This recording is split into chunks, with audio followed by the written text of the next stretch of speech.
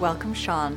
Can you tell us a little bit about your background, where you come from, and why you're interested in nutritional ketosis or ketosis in general? Yes, so I've been a ketogenic dieter for about 20 years, and originally I was in business school, business specialty school, Babson College, and I decided to read some books on like optimum sports nutrition by Dr. Michael Colgan, reading magazines, and I was just getting super into nutrition, taking all the supplements, and I also liked this idea of dieting, and I read a book by Dan Duquesne, and it was a bodybuilding book with ketogenic dieting, and it was just for body composition. And then soon after, Lyle McDonald came out with ketogenic dieting for the practitioner, and all of this stuff was fascinating to me. And I ended up going to my doctor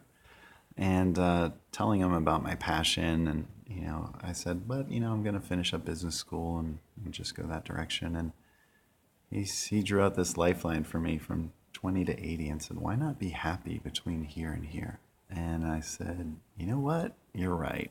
What does happiness mean? Like, what did Yeah. 20 to 80 happiness mean to you? Happiness for me is all about that fire inside, that passion. And not only was I fixing myself, but in that process, I learned so much to help others. And that became pivotal for me. And I ended up becoming a registered dietitian, not only a nutritional biochemist, which that's how I learned all this stuff. I started digging into the studies and all that.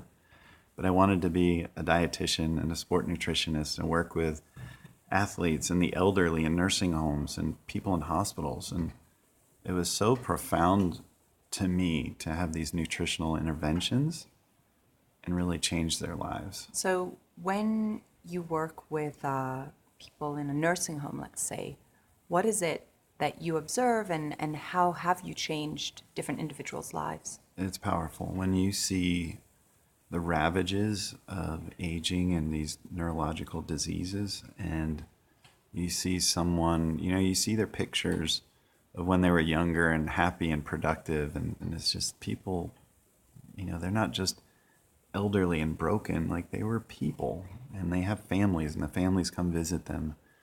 And it's hard to see the families look so sad, that they're seeing a shadow of their mother, their father. And it's also hard that these people are dealing with these neurological diseases where they're scared when someone comes in the room that's even a family member or nurse or CNA, because they don't recognize them, because everything is confusing, everything is new, everything is shocking.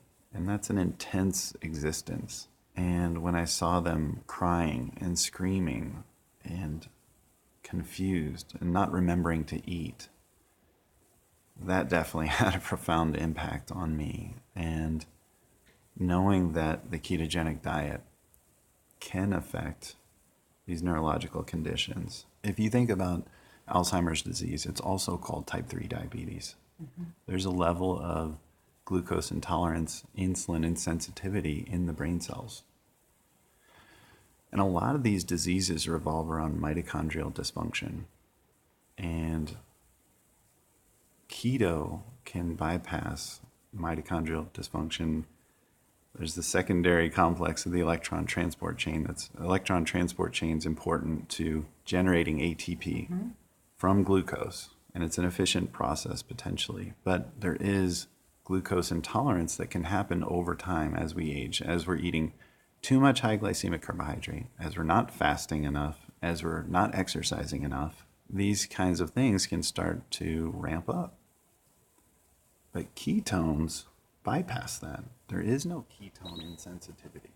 And it's another fuel that we were meant to use. And the state of insufficient cellular energy, ICE, is really at the core of almost every disease state. Mitochondrial dysfunction and the resulting insufficient cellular energy is at the core of nearly every disease.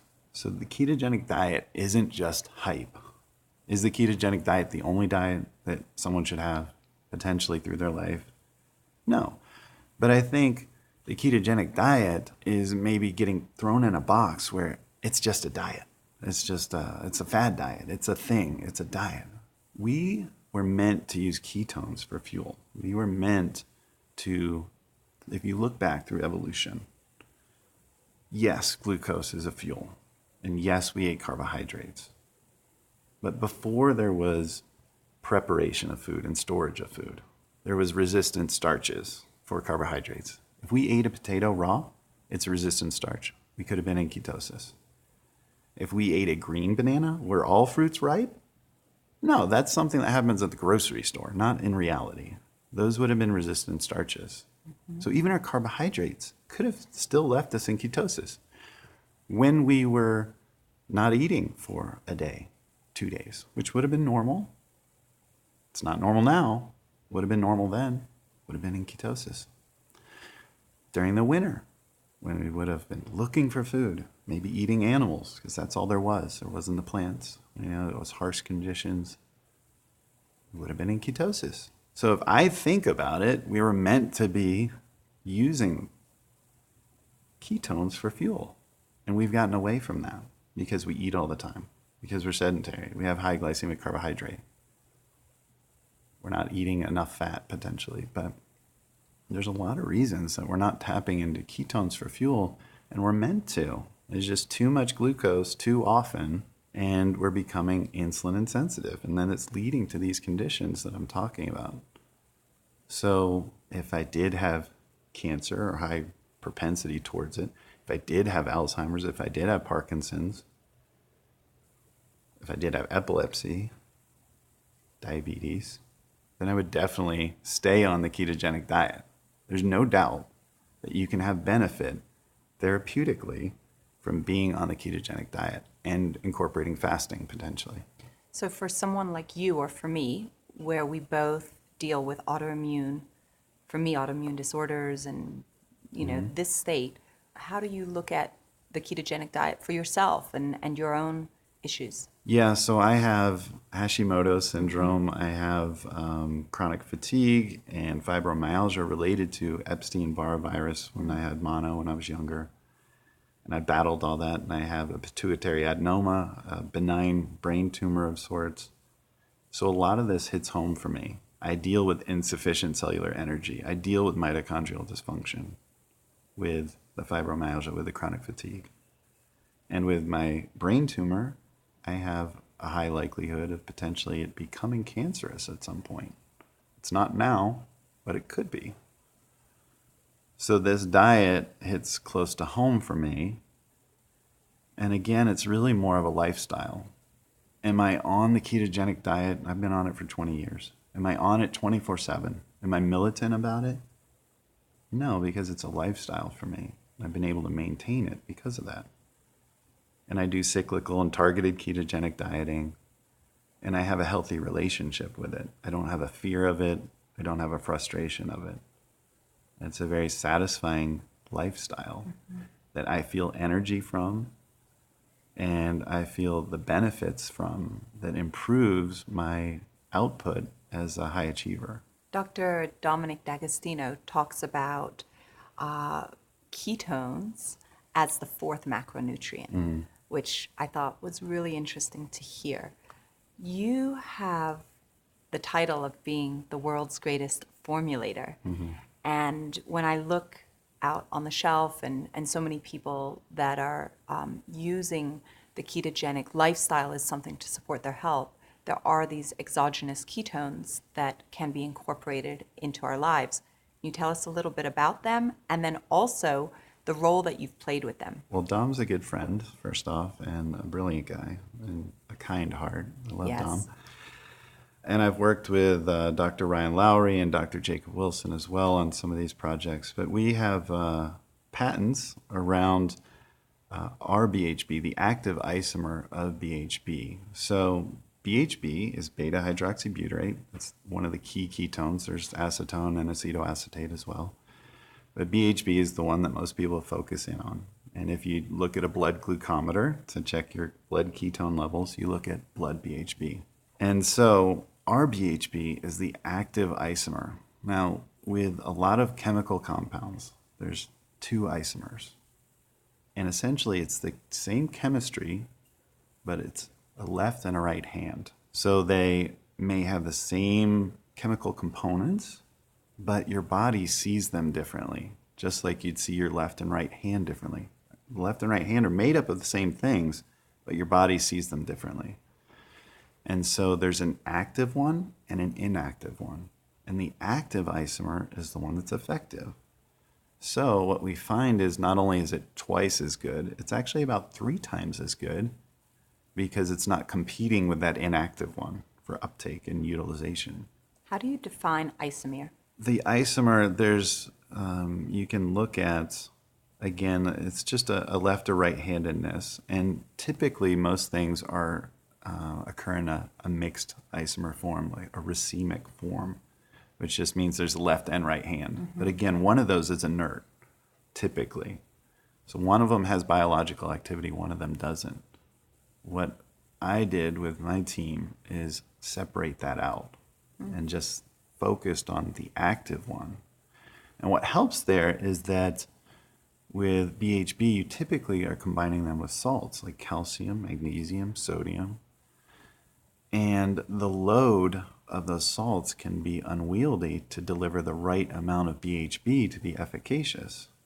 You deliver too much calcium, and then you might have concerns over blood calcification in your arteries. Too much magnesium, you might have diarrhea. Too much sodium, you might have some issues there too. So it makes it much easier to deliver an efficacious payload without the salts being too high. So when people are taking these, exogenous ketones, does it concern you that the body is not making the right amounts? I hear this I think there's a lot of confusion, and maybe you could just give us the 2 or 3 answers around the confusion that people have. There is not a lot of research on what you're specifically addressing. I can tell you that. So you're saying it's kind of like the analogy of, let's say, testosterone. If you're taking exogenous testosterone as a male, which I have to because of my pituitary adenoma, I don't make it. That do you stop making natural testosterone? So if you're taking something exogenously outside of the body, do you stop making it endogenously inside the body? And that's a good question. I would say that isn't typically the case because you're not taking, there's a short half-life of these ingredients and you're not taking massive quantities. And I don't think it's really impairing much. What is probably happening is people, one, feel them. And if you're not on a ketogenic diet, you still get the benefits of ketones.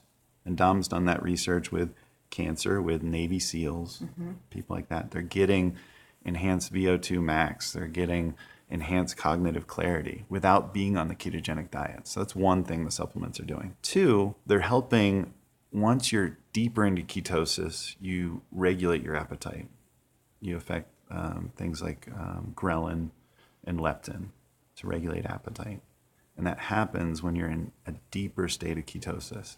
So maybe you're someone who has trouble getting into that deeper state, because you're doing net carbs, or maybe you don't have enough muscle mass, or maybe you're confused about how the diet works. This helps you get to that deeper state, have a lower appetite, therefore eat less, and then stay naturally in ketosis easier because you're eating less, you're fasting more. So it's not an easy answer, but there's definite benefits. And we talked about MCTs, which is different. There's 2 types of MCTs that are relevant. Off camera about MCTs, and we had a discussion. Maybe you can just update. So there's 2 types of MCTs that are probably going to be relevant to the ketogenic diet. There's medium chain triglycerides, which help boost levels of endogenous ketones. My favorite of which is caprylic acid. So there's a lot of different discussions. So there's C8 and there's C10, capric and caprylic. So caprylic is the C8, and that's your favorite. Yeah, so coconut oil raises endogenous ketones because it has some MCT content. MCTs, medium chain triglycerides, when purified out of the coconut oil, raises ketones about 3 times better than coconut oil. C8, caprylic acid, also called octanoic acid, raises ketones about 10 times better than coconut oil, or 3 times better than MCTs. So this is why I would Yeah. prefer that one Right. over the others. Now, MCTs might be, more available. So, I use those sometimes. Coconut oil is great to cook with. I mean, there's benefits to all of them. But if I want to raise ketones, then C8 is my best choice. But the other form of MCTs that is relevant to the discussion is a type of transporter, monocarboxylate, and that helps transport pyruvate, lactate, and ketone bodies. And so those are upregulated when you have more ketones that are hanging around, whether you're doing the nutritional ketosis, the ketogenic diet, whether you're doing more fasting, whether you're having the supplements. When you have more ketones available in the blood, your body says, we need to use these. So let's upregulate these transporters so we can get them used. So that's like an adaptation that's going to happen faster when you're using the supplements. Interesting. So to sort of visualize it, if we imagine these transporters as little vehicles and the caprylic acid gets on these vehicles are being supercharged or upregulated to do what they need to do. And Well, the BHB, yeah, exactly. Yep. Okay. And so it's getting used more. So that's one point of confusion people may have when they look at blood BHB. They might be chasing this number, saying, my number's higher, so that's good. But as you adapt, right, you become more ketone sensitive. You're using the ketones more, right? So that's very different. It's just like you're not chasing like the highest blood glucose if you're a high carbohydrate dieter. You don't want to like, I'm 300, yay. Like, no, you want to have a high insulin sensitivity. You want to be using that glucose efficiently and have a lower blood glucose. The same is actually true for a ketogenic dieter. It's not necessarily a great thing to have super high ketones.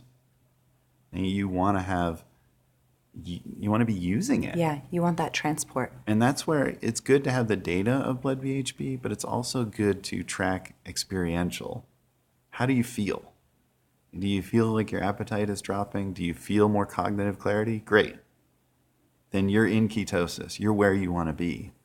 If it's easy for you to stay on the diet, if you feel great, if you don't feel hungry, then you're where you want to be. It doesn't matter what the number says. Shawn, it's so interesting to have this conversation with you. I absolutely love it.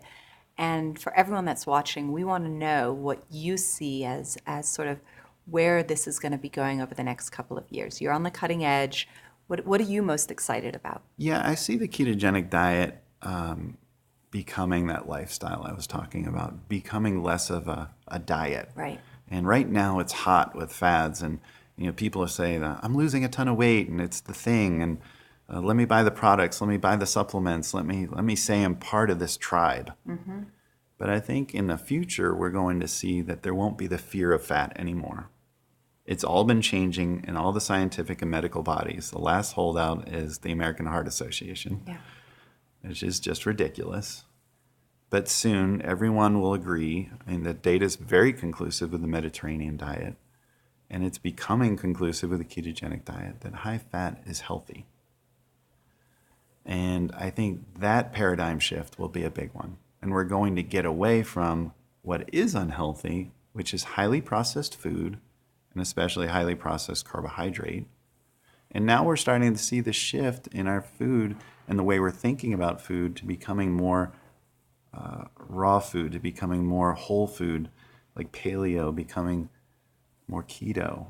And again, I think maybe it'll be considered more of a lifestyle where we'll start talking about cyclical ketogenic diets and targeted ketogenic diets and different strategies around carbohydrate. I think carbohydrate is not the enemy, it's a tool. You don't need it. There's no deficiency for carbohydrate, but it's a tool. And if you're active, you can use that tool. If you're sedentary, I would say don't have carbohydrate. If you're active, there's a time and a place for it. And I use it as part of a targeted ketogenic diet for when I want to perform at a high level. I'm ketogenically adapted, but I'm also metabolically flexible where I can use both fuels. If I only ate ketogenically all the time, I would be metabolically inflexible. I wouldn't be that efficient at using glucose. Just like people that only eat glucose or only have carbohydrate all the time and use glucose are very inefficient with ketones. I had a patient, someone that came to me, just sought me out because I'm a keto expert guru of sorts. And they were dealing with stage 4 glioblastoma multiform, brain tumor. And they had exhausted all the medical options, chemotherapy and radiation, and they were given about 6 weeks to live. And I took action. I never charge for that type of thing. Like, that's just on my heart to serve, especially when someone's facing down death. And so I put her on a ketogenic diet, a strict ketogenic diet, intermittent fasting, hyperbaric oxygen chamber, and IV vitamin C, and exogenous ketones. Everything that I knew that had scientific backing to potentially battle back cancer, thanks to my research, Dominic D'Agostino, Dr. Thomas Seyfried. Cancer is propagated from, I'm sure the viewers know by now, and you know, from glucose. That actually spreads the cancer, metastasizes cancer. It feeds the healthy cells, can use glucose and ketones for fuel, but cancer cells use just glucose. So if you can starve the body of glucose and have just ketones for fuel, you can potentially starve the growth of cancer. And what happened in 6 weeks when she was supposed to be dead was nothing short of staggering, 80 to 90% reduction in tumor size. And this is glioblastoma multiform is a death sentence. And there's maybe twofold reasons that keto works well with cancer because of what I just said, because of glucose, first off. So minimizing glucose is part of it. But with neurological conditions, like we've talked about, it's also secondary that you bring back, you restore a function in the brain by using ketones for fuel in the brain, because the brain has become insulin insensitive, glucose intolerant. It's dual-fold with brain cancer in particular.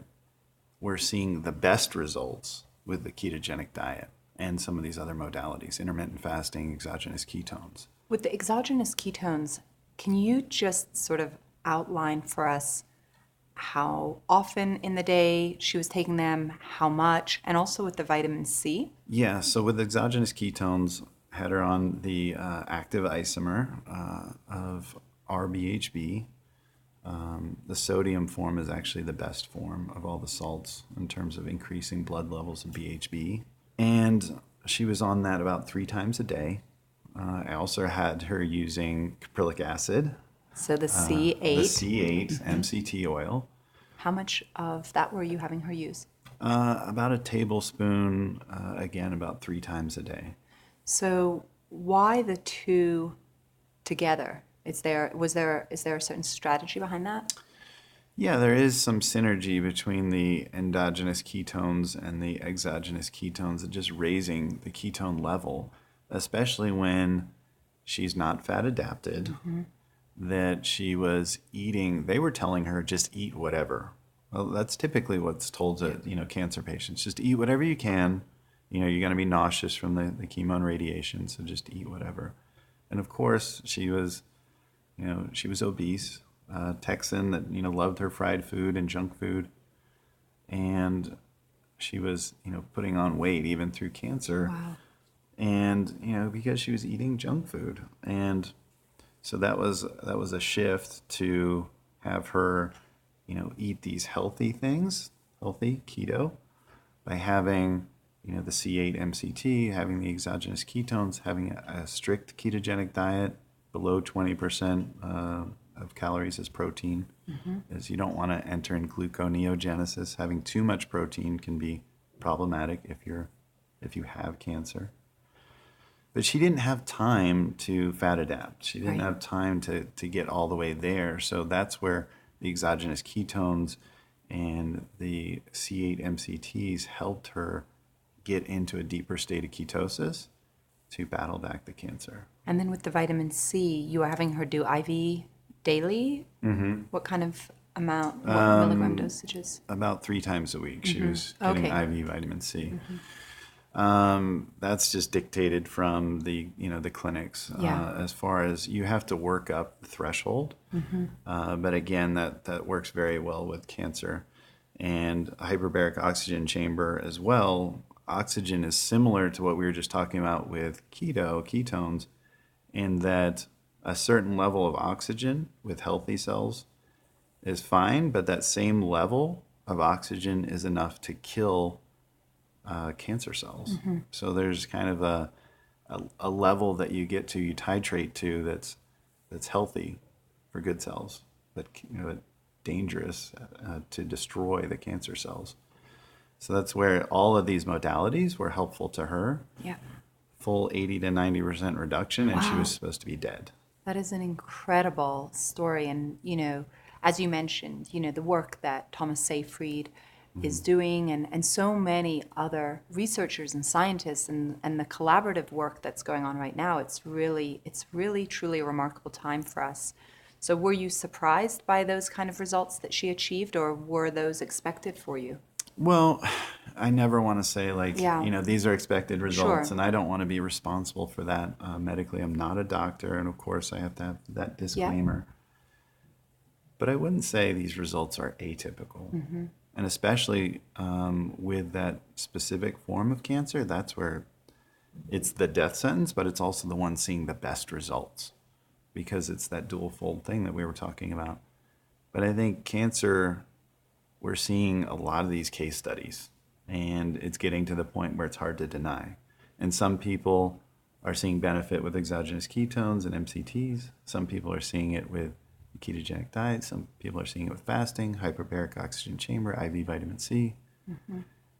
I would like to see all of these modalities put together like I did with her, and see what the outcome is as a strategy to really, there's no reason that we should have this much cancer.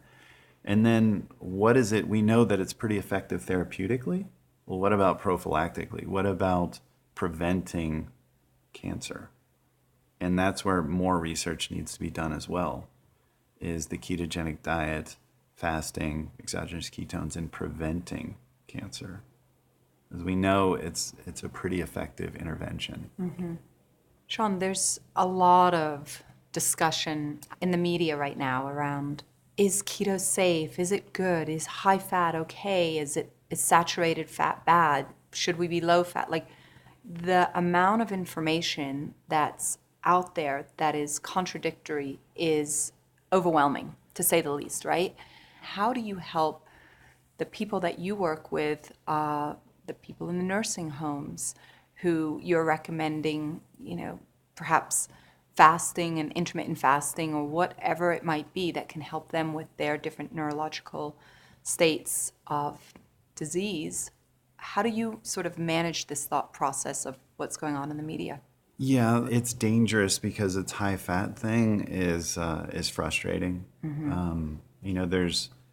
There's tribes like the Inuit Indians, the Eskimos that have had high fat for hundreds of years, thousands of years. There's people that have been doing this diet with epilepsy, and it was a way to actually maintain life when you had type 1 diabetes by either just fasting or eating a high-fat diet, stumbling into that. There was people that did that hundreds of years ago, and that's how they lived before there was insulin. So, and we know, like we talked about, the Mediterranean diet is healthy. High-fat diet can be healthy. A high-fat diet with high carbohydrate, high glycemic carbohydrate is not healthy. Whenever you see these studies on high-fat diets being dangerous, it's typically a rodent study that's done with a high-fat, like corn oil, vegetable oil, which we already know is pro-inflammatory and not healthy. But it's added to high glycemic carbohydrate, and they forget to mention that. Yes, it's Really? higher fat, but it's high glycemic carbohydrate mixed with it. And that's a terrible combination. This is like literally feeding a kid cake all day and saying it's a high-fat diet. Right. Well, that's very different from like what an animal is eating. Are all these animals dying of coronary heart disease? Is the jaguar, is the cheetah? No. It's a modern invention of crappy food. And this is where paleo, intermittent fasting, and keto are kind of becoming the holy trinity. Because we were meant to be in ketosis. And we were also meant to potentially use glucose for fuel as well. I mean, I'm not saying that that isn't a good fuel. I'm not saying that we weren't adapted for that. But we were also adapted to have ketones for fuel. We were meant to go a day, 2 days without eating. Guess what you're going to have? Ketones for fuel. We were meant to have resistant starches, things that weren't highly processed. Those resistant starches, you'd have ketones for fuel. We were meant, maybe through the winter, to have meat, to have animals to eat. You'd have ketones for fuel. All these carnivores are not dying. They're not living poorly. They're not struggling. They're not getting all these diseases, the cancers, the Alzheimer's, the Parkinson's. All these things are out of control lately because of our diet, because we become sedentary, because we're consuming high glycemic carbohydrate, because it's just all out of control. And we're not taking time to not eat, fasting. We're not eating low glycemic carbohydrate. We're not having certain meals where it's just meat. You know, we always have to have a starch at every single meal, right? And this is the problem, I think, in modern society, and we've gotten away from what we're evolved for, adapted for, and it's not unhealthy. And beyond that, like people like Jillian Michaels are saying it's not only dangerous, but she's saying that it's pro-aging. And I think I've never seen a study, never, say that keto is pro-aging. She might be taking data from rodents saying the high-fat diet is pro-aging, but that's, again, the equivalent of saying cake is pro-aging, high-fat, high glycemic carbohydrate. If you look at a keto diet, it's very anti-aging. Most of the rodent models, it's hard to do a lifetime study on a human, Right. obviously. So you have to look at rodent models. They are living 20% longer than their counterparts eating a standard Western diet. Not even a high-fat diet, just a standard diet. They're living 20% longer. Probably three of the, I guess, most well-known mechanisms for aging is oxidation, is glycation, blood sugar damage, and inflammation. What do we know the keto diet does? It actually reduces oxidation in the body. It reduces glycation, therefore reducing the amount of AGEs, advanced glycation end products. And it also reduces inflammation. So you have reduced all the markers you can look at, CRP, IL-6, inflammasomes, all that's reduced. If you take one step further back, that's because of mitochondrial dysfunction. A lot of that stuff happens. And what do we know?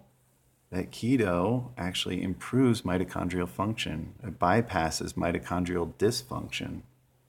And then it also promotes mitochondrial biogenesis, creating new healthy mitochondria. So is it pro-aging? No. It's literally the most anti-aging diet you can have. And I'll put it head to head with veganism or anything out there. I'm actually like all for someone that's eating whole food. I think that's a great place to start. But I do think we are adapted for keto. We are adapted to use ketones for fuel. It's not some fad diet. It's not some new thing. It's not going away. And there's a reason that people feel so great on it. It's not just weight loss, and it's, you know, you're hearing about it with cancer and Parkinson's and all the things we talked about. It's bigger than that. It's a fuel source we're meant to tap into.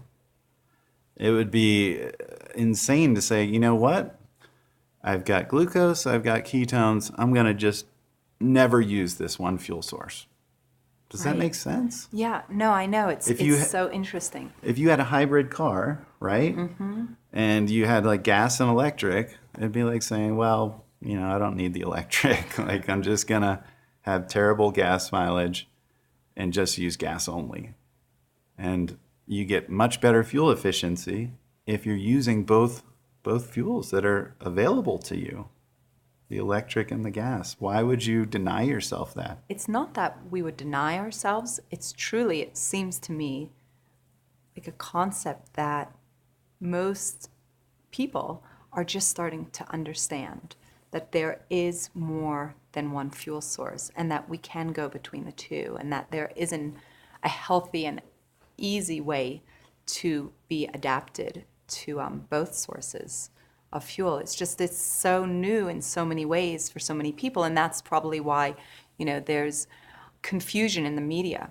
Yeah, exactly. And I think that's where it gets confusing, where you tend to think of it as a diet. And Right. I think of anything that promotes ketones in the blood is a ketogenic lifestyle. It's bigger than a diet.